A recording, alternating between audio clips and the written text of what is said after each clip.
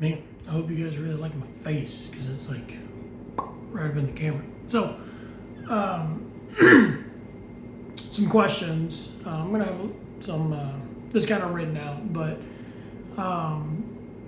somebody was asking if dog training collars are humane. Well, call me biased.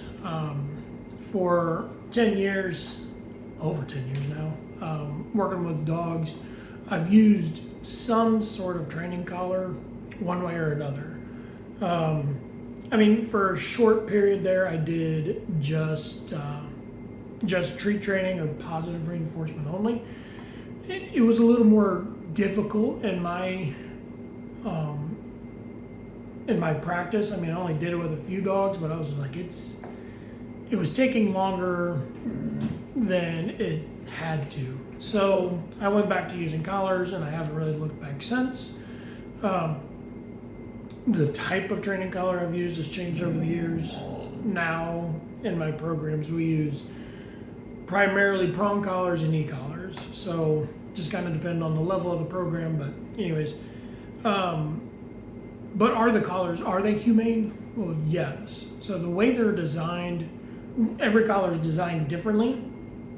Kind of the caveat to it though is that you have to properly fit it and know how to use it. So when you hear some of these positive only or force free people, they talk about the extremes of how these collars are being used.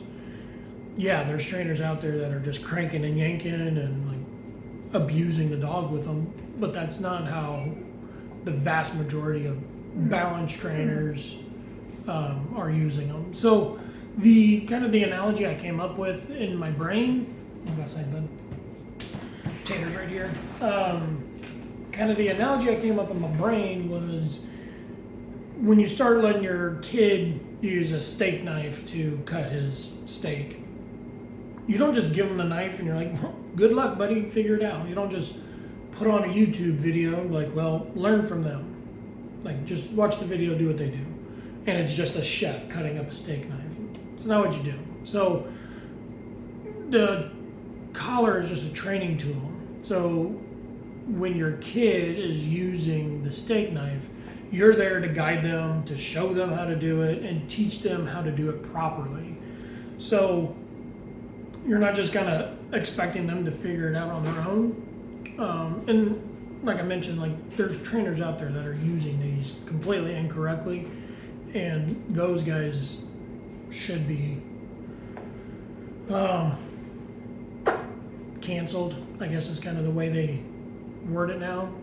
But if you're going to use a prong collar, an e-collar, a choke chain, you have to learn how to properly use it.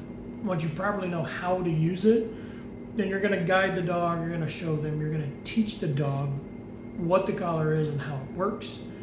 And then of course, once they complete what you're looking for, you're going to reward them with typically some sort of food is the most popular, or you can even use toys or just love and affection if your dog won't take a toy or food. So yes, training collars are humane.